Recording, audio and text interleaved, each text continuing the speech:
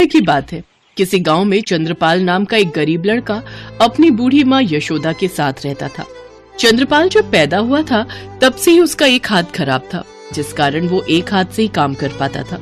चंद्रपाल गांव के जमींदार के पास खेतीबाड़ी का काम करके घर का गुजारा चलाता था। चंद्रपाल की माँ को अब उसकी शादी की ही चिंता थी। वो चाहती थी कि उसके जीते जी चंद्रपाल का घर बस जाए। इसी चिंता में वो परेशान रहती थी। ये लो यशोदा बहन, मिठाई खाओ। मैंने अपने बेटे सुधीर का रिश्ता एक बहुत बड़े घर में तय कर दिया है। लड़की बहुत ही पैसे वाले घर की है। अच्छा, ये तो बहुत अच्छी बात है। मेरे चंद्रपाल के लिए भी कोई लड़की हो तो बताना।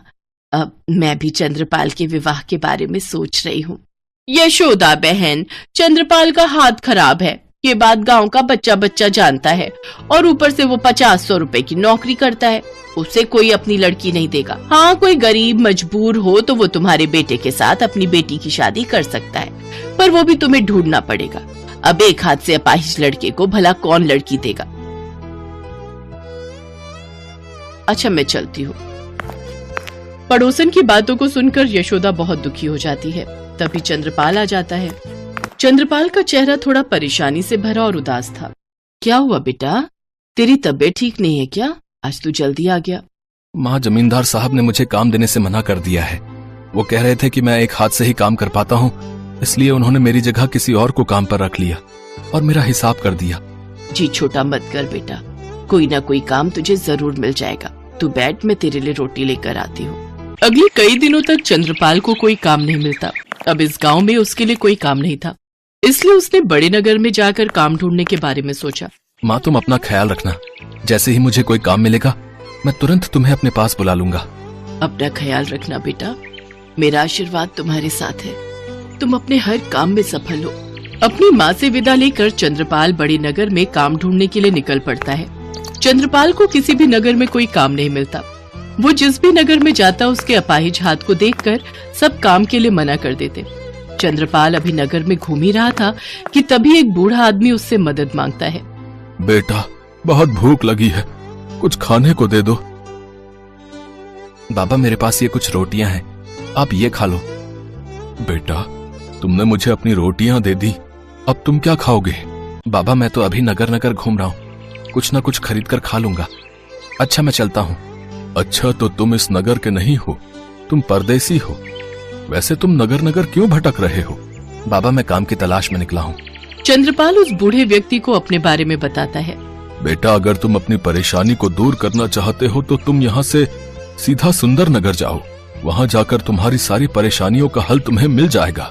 बूढ़े व्यक्ति के कहे मुताबिक चंद्रपाल सुंदर नगर पहुँचता है। बूढ़े बाबा ने मुझे कहा था कि मेरी सारी परेशानियों का हल मुझे सुंदर नगर में मिलेगा, पर यहाँ तो कोई है ही नहीं। यहाँ तो सारा बाजार बंद पड़ा है। यहाँ मुझे क्या काम मिलेगा? कहीं मैंने यहाँ आकर कोई गलती तो नहीं कर दी? वो एक आदमी जा रहा है, उससे पूछता हूँ।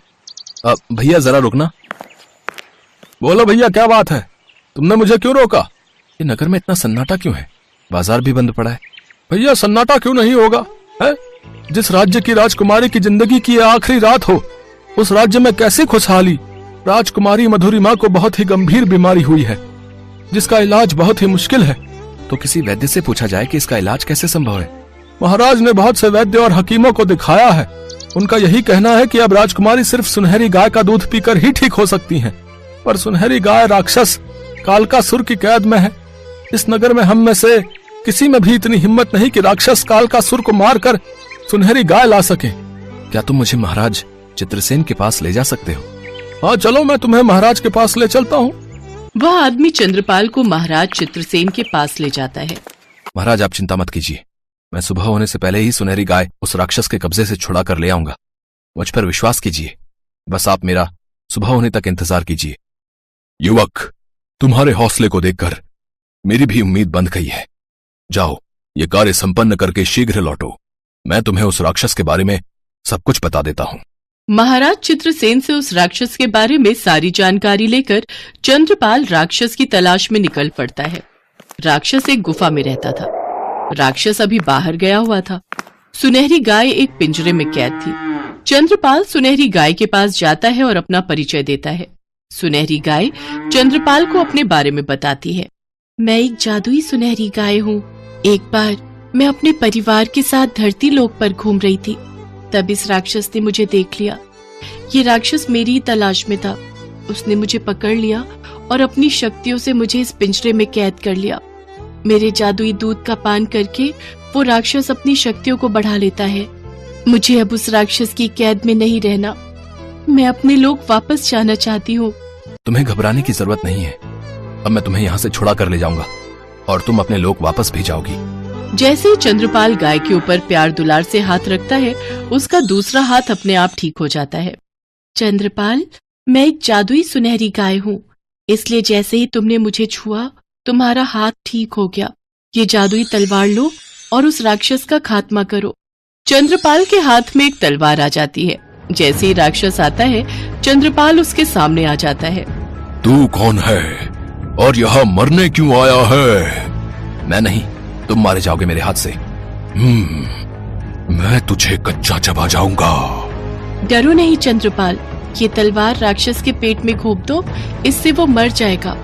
जैसे ही राक्षस चंद्रपाल को मारने आता है, चंद्रपाल राक्षस के पेट में तलवार घोंप देता है और राक्षस का अंत हो जाता है। चलो सुनहरी गाय, आज तुम इस राक्षस की कैद से आजाद हो गई हो। सुनहरी गाय, हमें बहुत जल्द सुंदर नगर पहुंचना होगा, पर सुबह होने में सिर्फ कुछ ही देर बाकी है। हम इतनी जल्दी सुंदर नगर कैसे पहुंचेंगे? चिंता मत करो चंद्रपाल, तुम मेरी पीठ पर बैठ जाओ, हम कुछ ही पलों में उड़कर सुंदर नगर पहुंच जाएंगे। चंद्रपाल सुनहरी गाय की पीठ पर बैठ जाता है और गाय उड़ने लगती है। कुछ ही देर में वो राजमहल पहुंच जाते हैं। सुबह होने में अभी समय था। सुनहरी गाय दूध देना शुरू करती है और राजवैद्य सुनहरी गाय के दूध से औषधि बनाकर राजकुमारी मधुरिमा को पिलाते हैं। कुछ ही देर में राजकुमारी मधुरिमा को होश आ जाता है। चंद्रपाल, अब मेरा कार्य यहाँ समाप्त हो चुका है, अब मुझे जाना होगा। तुम्हारा बहुत बहुत शुक्रिया सुनहरी गाय, तुम मुझे हमेशा याद आओगी। इसके पश्चात सुनहरी गाय अदृश्य हो जाती है। चंद्रपाल, आज तुम्हारे कारण ही मेरी पुत्री को दोबारा जीवन मिला है, इसलिए मैं अपनी पुत्री मधुरिमा का हाथ तुम्हारे हाथ में देता हूँ। राजा चित्रसेन की बात सुनकर कुछ पलों के लिए तो चंद्रपाल हैरान रह जाता है। फिर सबके कहने पर वो राजकुमारी मधुरिमा से विवाह कर लेता है। उसके पश्चात महाराज चित्रसेन और महारानी सुमति ढेर सारी धन दौलत और उपहार देकर अपनी पुत्री मधुरिमा को चंद्रपाल के साथ खुशी खुशी विदा करते हैं। अपने पुत्र और बहू को देखकर यशोदा की खुशी का ठिकाना नहीं था। पूरा गांव चंद्रपाल के ठाठ देखकर हैरान था। जो पड़ोसन यशोदा को ताने सुनाकर गई थी, आज वो भी शर्म से लज्जित थी। जमींदार और गांव वाले भी चंद्रपाल को खूब मान सम्मान देते हैं।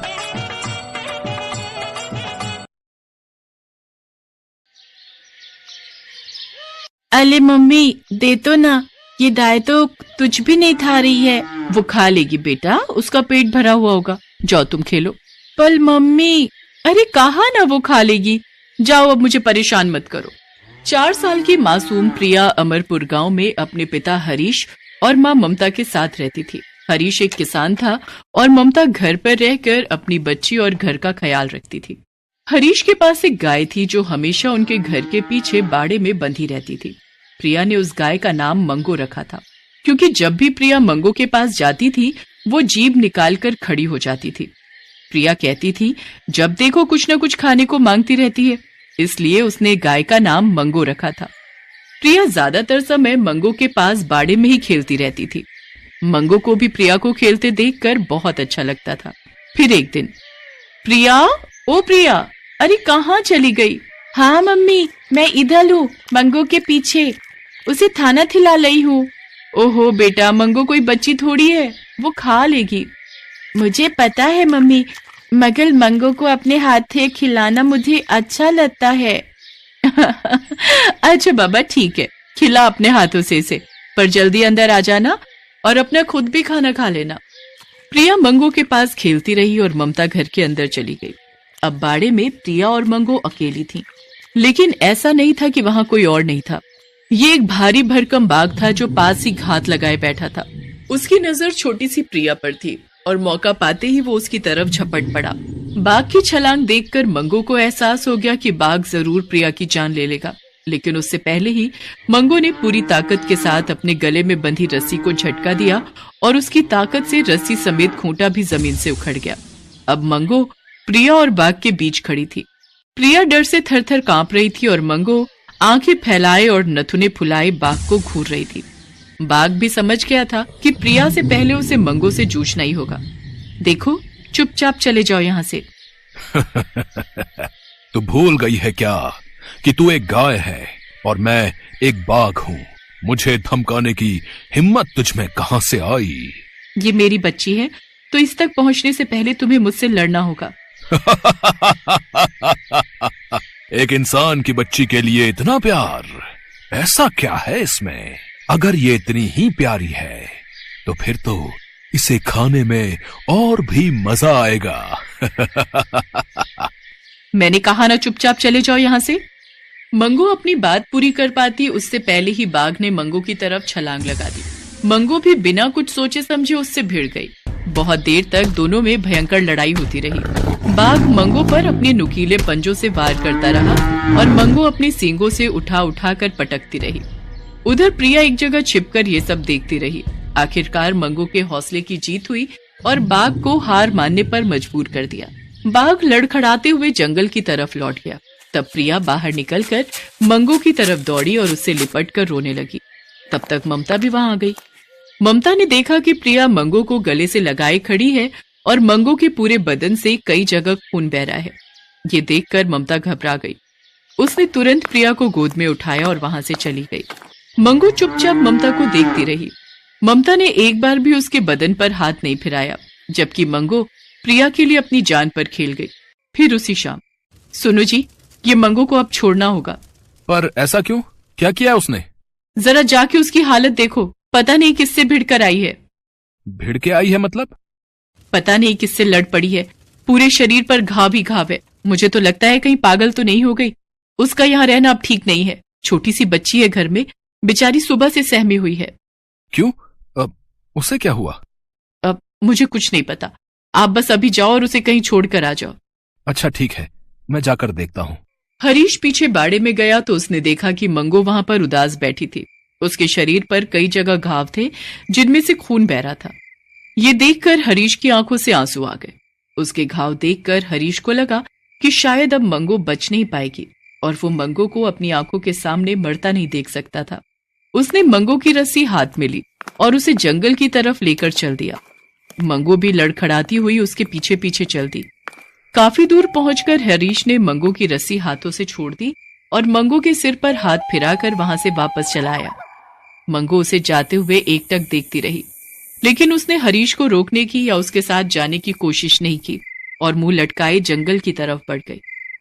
दर्द और भूख से परेशान मंगो एक पेड़ के नीचे बैठ गई कि तभी उसे किसी के रोने की आवाज सुनाई दी। अरे ये क्या? ये तो किसी के बच्चे के रोने की आवाज है। मंगो आवाज की तरफ धीरे धीरे बढ़ी। तभी उसने देखा कि एक बड़े से पत्थर के पीछे बाघ का एक छोटा सा बच्चा रोए जा रहा था। अरे तुम तो बड़े प्यारे हो, पर रो क्यों रहे हो? मेरे बाबा अभी तक नहीं आए और मुझे बहुत भूख लगी है। कहाँ है तुम्हारे बाबा? मुझे नहीं पता, वो मुझे यहीं छोड़ कर गए थे और कहकर गए थे कि थोड़ी देर में खाना लेकर आएंगे। मंगो दर्द से बेहाल थी, लेकिन बाघ के बच्चे को भूख से बिलखता देख उसने फौरन उस बच्चे को अपने पास बुलाया और उसे अपना दूध पिलाने लगी। बाघ का बच्चा भी मंगो से लिपट कर दूध पीता रहा। इसी बीच वहां किसी के कदमों की आहट हुई। उस आहट को सुनकर मंगो घबरा गई। उसने फौरन बाघ के बच्चे को खुद से चिपका लिया और पलटकर देखा तो सामने वही खूंखार बाघ खड़ा था जिसने प्रिया पर हमला किया था। अच्छा, तो तुम यहाँ भी आ गई। मेरे बच्चे को छोड़ दे, वरना अब नहीं बच पाएगी मुझसे। क्या ये तुम्हारा बच्चा है? हाँ, यही मेरे बाबा हैं। इतना कहकर वो बच्चा जाकर उसी बाघ से लिपट गया। ये देखकर मंगो खुश थी, लेकिन तभी बाघ ने गुस्से से अपने बच्चे से पूछा, इसने तुम्हें कोई नुकसान तो नहीं पहुंचाया? नहीं नहीं बाबा, ये तो बहुत अच्छी हैं। मुझे बहुत भूख लगी थी तो इन्होंने मुझे दूध पिलाया और बहुत प्यार भी किया। अपने बच्चे की बात सुनकर बाघ हैरान रह गया। उसका नजरिया मंगो के प्रति एकदम बदल गया। वो मंगो के पास आया और बोला, अब मुझे माफ कर दो, मैंने तुम्हें गलत समझा। मुझे लगा कि तुम मेरे बेटे को नुकसान पहुंचाने आई हो, पर मैं ये भूल गया कि उस दिन तुम तो एक इंसान की बच्ची के लिए अपनी जान पर खेल गई थी। कोई बात नहीं। अच्छा, तो मैं चलती हूँ। रुको, वैसे तुम यहाँ क्या कर रही हो? तुम तो वहां उस इंसान के पास रहती थी। मंगू ने उस बाघ से कुछ नहीं कहा और आंखों में आंसू लिए वहां से चल दी। वो चलते हुए लड़खड़ा रही थी। ये देखकर बाघ के बच्चे ने कहा, ये कितनी अच्छी हैं, पता नहीं किस गंदे जानवर ने इन्हें चोट पहुंचाई। बाघ के पास अपने बच्चे के सवाल का कोई जवाब नहीं था। मंगू वहां से चली गई और रात भर जंगल में भटकती रही। फिर अगले दिन उसी बाघ ने देखा कि एक शेर मंगू की जान लेने की कोशिश कर रहा था और मंगू पूरी ताकत के साथ उसका मुकाबला कर रही थी, लेकिन उसकी हालत खराब थी और वो कमजोर पड़ रही थी। मंगू की जान खतरे में देखकर बाघ शेर से भिड़ गया और फिर दोनों ने मिलकर शेर को वहां से भगा दिया। बाघ मंगू को अपने साथ अपनी गुफा में ले गया। मंगू को देखकर बाघ का बच्चा बहुत खुश हुआ और वो मंगू के घावों को चाटने लगा। बाघ वहां से चला गया और मंगू उसके बच्चे के पास बैठ गई। ऐसे ही कई दिन बीत गए। बाघ हर रोज शिकार करता और उसका बच्चा मंगू के साथ खूब खेलता। वक्त गुजरा तो मंगू के घाव भी भर गए और वो बिल्कुल अच्छी हो गई। फिर एक दिन, मुझे यहाँ बहुत दिन हो गए हैं, अब मुझे चलना चाहिए। लेकिन तुम जाओगी कहाँ? उसी गांव में। हो सकता है कि मुझे कोई इंसान फिर से अपने पास रख ले। वैसे भी गाय घरों में ही अच्छी लगती हैं, सड़कों या जंगलों में नहीं। ठीक है, लेकिन तुम्हारा एहसान है मुझ पर, तो कभी भी तुम्हारी कोई भी मदद कर सकूं तो मुझे बहुत खुशी होगी। बाघ और उसके बच्चे से विदा लेकर मंगू गांव वापस आ गई। वो सीधे हरीश के घर पहुंची तो प्रिया उसे देखकर खुशी से उछल पड़ी। मम्मी मम्मी देखो, मंगू आ गई। हैं? ये फिर वापस आ गई? मंगू को वापस देखकर हरीश और प्रिया बहुत खुश थे। दोनों मंगू से जाकर लिपट गए। तभी पीछे से किसी के गुर्राने की आवाज आई। वहां दो भेड़िए खड़े थे जो हरीश और प्रिया को घूर रहे थे। उन भेड़ियों को देखकर हरीश और प्रिया बुरी तरह घबरा गए, लेकिन अगले ही पल झाड़ियों के पीछे से बाघ निकला और मंगू के साथ जाकर उन दोनों भेड़ियों के सामने खड़ा हो गया। और फिर वहां पर जो हुआ उसे देखकर ममता और हरीश दोनों को अपनी गलती का एहसास हो गया और उन्होंने मंगू को बड़े ही प्यार से वापस अपना लिया। अब मंगू के पास दो परिवार थे। एक जगह वो प्रिया उसकी बच्ची थी तो दूसरी तरफ जंगल में वो एक बाघ के बच्चे की माँ थी।